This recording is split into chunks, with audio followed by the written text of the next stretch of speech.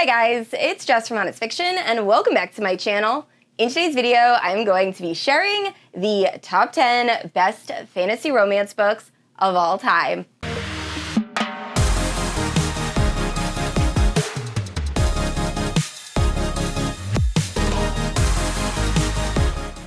Alright guys, so as many of you know, fantasy romance or romantasy is my absolute favorite genre of all time. I have read well over 250 fantasy romance books, and in this video, I'm going to be sharing my top 10. Now, I did have a little bit of trouble narrowing it down to just 10, so I do have 5 honorable mentions that I'm going to share, but I am so excited to talk about these fantasy romances with you guys. Now, if you're unfamiliar with my channel, I post new videos every Wednesday and Sunday. If you haven't yet, please like and subscribe. You can also hit that notification bell to be notified whenever I post new bookish content. You can also check out my Instagram, Goodreads, and Patreon, all linked down below. With all that out of the way, let's talk about these fantasy romance books. And the first honorable mention is Entreat Me by Grace Draven. In this story, we are following a warlord who has been cursed to slowly lose his humanity over time. Now his son, determined to save his father, ends up going to a town and finds a woman that he brings back to their castle in the hopes that they will be able to break the curse. Now, what the son did not know is that the woman he brought to the castle actually had a very protective older sister named Luaven. So Luaven ended up following them to the castle, and now the warlord and Luaven have to figure out a way to save their family, break the curse, go up against a sentient castle and dark sorcery, and this book is so unbelievably good. First off, it is a Beauty and the Beast reimagining, which is one of my absolute favorites. The writing is amazing. I absolutely love the way Grace Draven writes, and the imagery is just, it is perfection. So if you have not read this yet, I highly, highly recommend. It is one of my absolute favorites. And the next honorable mention is Daughter of No Worlds. This is the first book in the War of Lost Hearts trilogy by Carissa Broadbent. In this book, we are following Tisana, who is a former slave with magical abilities. Now, after narrowly escaping death, she ends up fleeing to this very powerful magical order that forces her to train under Max, who is a reclusive fire wielder. If you've seen Full Metal Alchemist, very similar to General Mustang.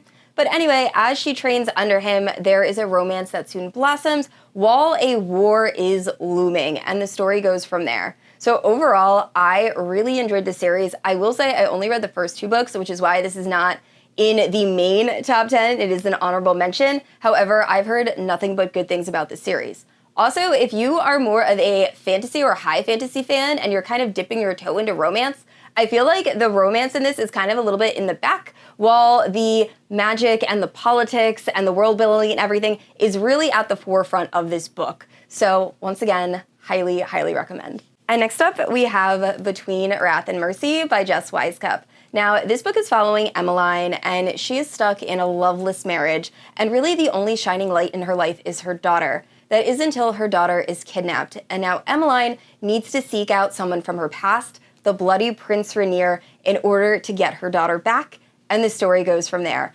I adore this book so, so much. One, the plot is amazing. It is a pretty chunky book, but it is very, very bingeable. I love the fact that this features mature characters that are, I'm pretty sure, supposed to be in their 30s. I feel like typically with a lot of the fantasy romance books that I read, most of the characters are either in their late teens or early 20s. So it was really nice reading a character that I could relate to. And because they are older, they actually act their age. They use a lot more critical thinking. They don't just rush into action and things like that. So I love this book. I still have to read the sequel, but once again, definitely check this out if you haven't yet.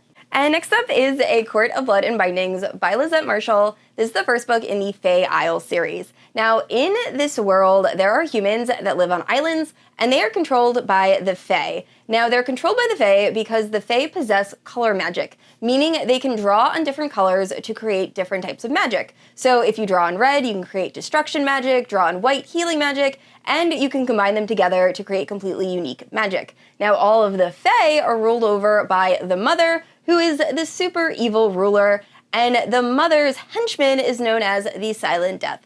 So our story begins when our main character, Emmeline, wakes up one day and her entire town is on fire, she can't find anybody, and standing over her is the Silent Death himself. He ends up taking her to the Crimson Court, and the story goes from there. So what I love most about this series is one, it is one of the only fantasy romances I feel like I've read that features fake dating. Also, the main male character in this isn't able to use his voice, so the main female character, Emmeline, ends up kind of teaching him a type of sign language. And overall, I just loved this series. It is so good, a little bit spicy, and once again, please pick this up if you haven't yet. All right, guys, and that brings us to our final honorable mention. Now, I will say some of you might be shocked when I reveal this book, only because it is my top fantasy romance read of 2024, and I have not been able to stop talking about it. However, while I was curating this list, I was trying to find books that everyone would love, and this book does have some darker elements.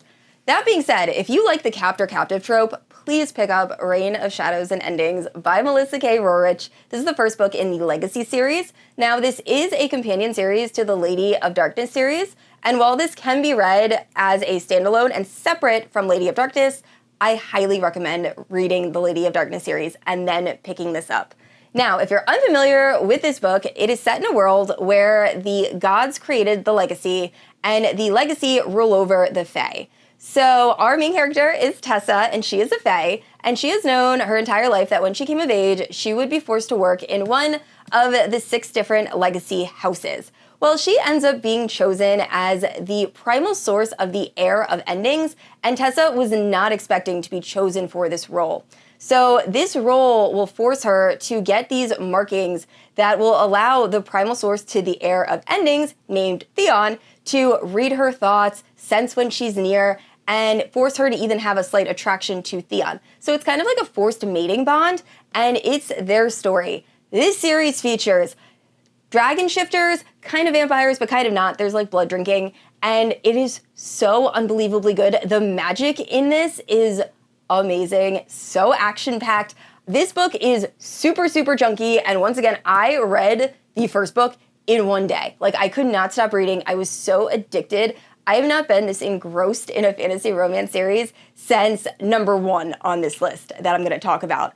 But please, if you like dark fantasy romance, you need to read this series. Now, before I reveal the top 10 best fantasy romance books of all time, I would like to talk about today's sponsor, Skillshare. Now, I don't know about you, but I have a giant TBR that I really need to tackle, and I found a really cool way to do that through a speed reading class on Skillshare.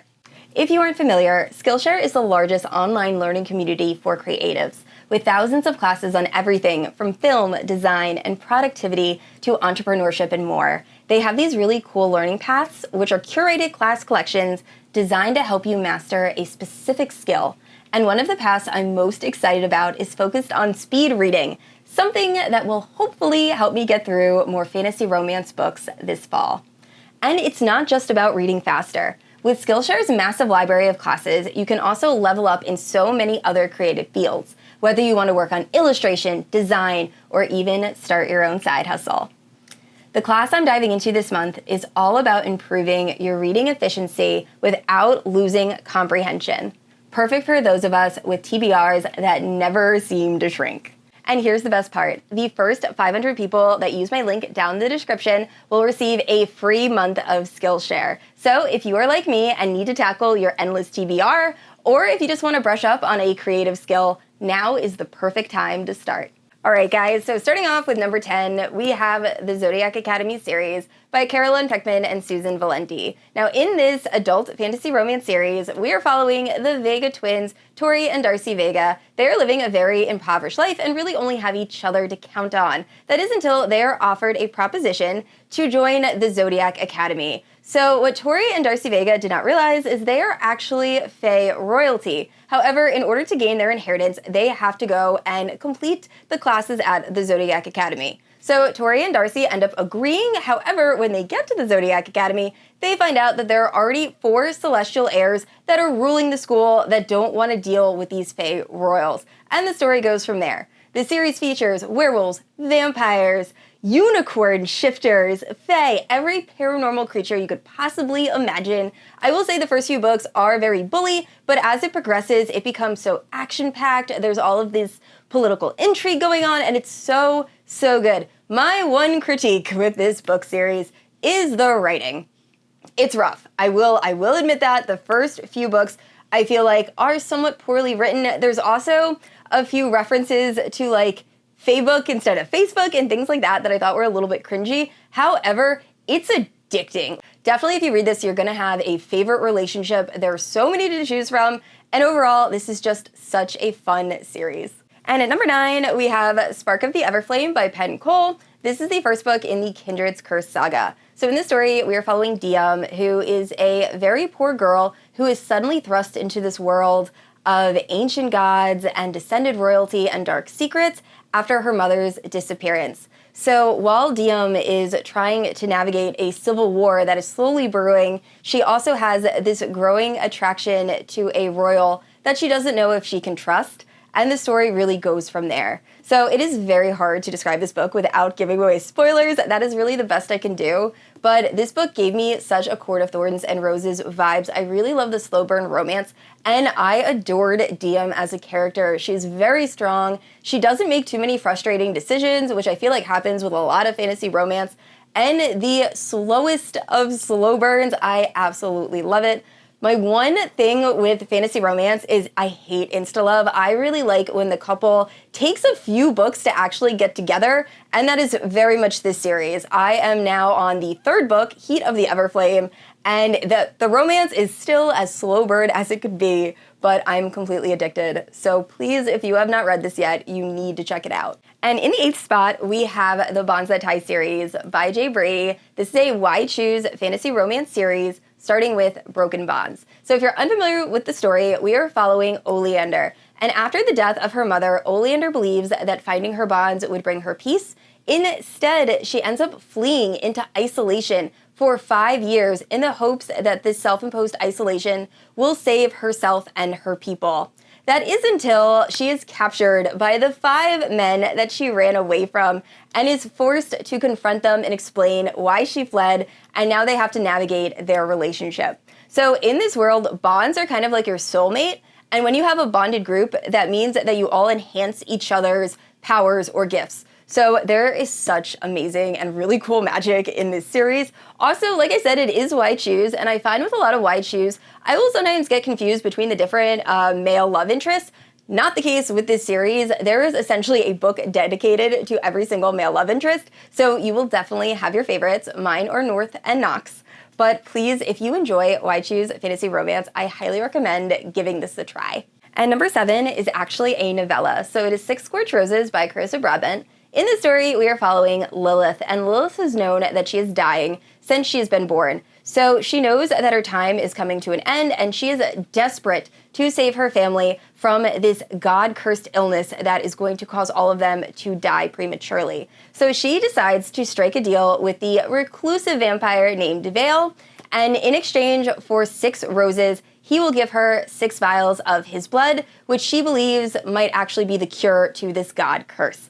And the story goes from there. Somehow, this novella felt so angsty and slow burn. This is my absolute favorite novella of all time, and I'm not just talking fantasy romance, I just mean in general. I love this book. So please, if you are new to fantasy romance and just want to dip your toe in, this is such a quick read, but oh my gosh, it is so unbelievably good. And at number 6, we have When the Moon Hatched by Sarah A. Parker. In this adult fantasy romance, we are following Rave, who ends up being captured at the beginning of this story by a guild of nobles. Now, while this is going on, we are also following Khan Rhaegar, who is mourning somebody and is searching for moon shards. Now, their fates end up intertwining when Khan finds Rave in a dungeon and frees her, and together they soon discover these dangerous truths about their past, their world, and also the dragons that fell from the sky. And the story goes from there. I will say this book is almost impossible to summarize, so I'm sorry that summary was pretty short. However, I really enjoyed this book. I will say the writing is very lyrical, very verbose, and it took me a very long time to really get into this. I did have to listen to the audiobook while simultaneously reading the physical book. That being said, I don't think I've ever read such a beautiful world. I just absolutely adored the way this book was written. Sarah A. Parker has a very unique writing style.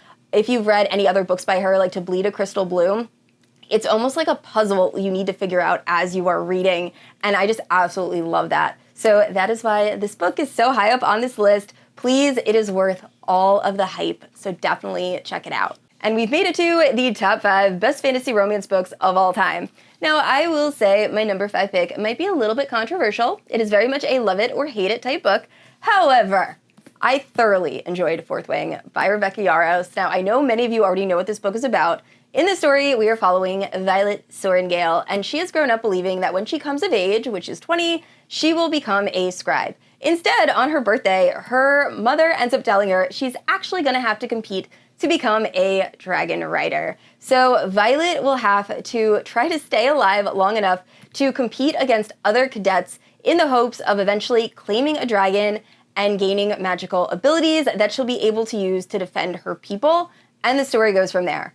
I love dragons, so the entire concept about this book I just absolutely loved. I also thought it was just a really fun time. It was super bingeable. Now, I will say it does read a lot younger other than the spicy scenes. I know I've said that in other reviews where I said it reads very YA and then people were shocked when they got to like the bedroom scenes. But what I mean by that is the characters sometimes feel rather young. I kept thinking they were in high school and then realized they were in their upper 20s. But overall, I love the writing, the banter, the dragons, and definitely one of the love interests. So please, if you've been really wary about picking up this book because it is so hyped, I definitely think giving it a chance is a great idea. And my number 4 pick will probably come as a shock to many of you because I never hear people talking about this book. It is A Heart of Blood and Ashes by Mila Vane, and it is one of the best fantasy romance books I have ever read. In the story, we are following Matic, who is a barbarian warrior, and at the very beginning of this book, he gets word that his parents have been murdered. So he believes he knows who is responsible, and while trying to get to them, he ends up capturing the daughter of those he believes are responsible. Now, when he meets the daughter of Ven, she ends up offering a marriage proposal in order to unite their goals and get revenge against her parents. So Matic at first is kind of against this idea, but slowly he starts to gain some respect for Ven, and a romance soon starts to blossom between them. I love this. I mostly love Ven as a character. So I can't remember exactly, it's been a while since I've read this, but she has a limb deformity which causes her to not be able to run fast. And she is currently in an arranged marriage with the head of a warrior tribe, so she has to be able to do those things. And instead, she uses her brain to figure out ways that will allow her not to slow her group down. And she's just so unbelievably intelligent, and that is why Matic is essentially obsessed with her. He really loves how intelligent and smart she is, and she's just such a unique character. I love Ven so much. But overall, I just love this book. Now, I will say, I read the second book in this series, and I didn't love it nearly as much, but this book is definitely worth picking up. And coming in at number 3, we have the From Blood and Ash series by Jennifer L. Armentrout. My first ever booktube video was actually a review of this first book, From Blood and Ash.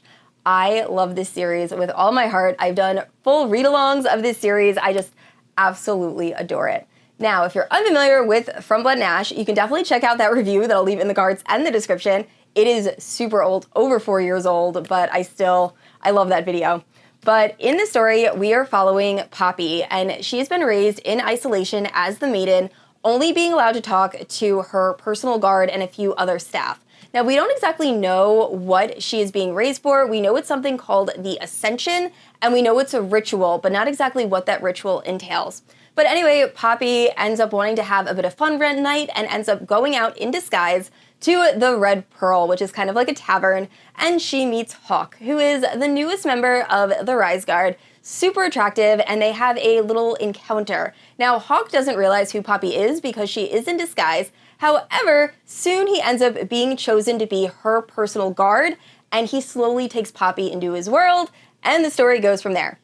This series has so many different paranormal creatures. We have werewolves, we have vampire-type beings, and I just love Hawk and Poppy's romance. They are one of my top tier fantasy romance couples.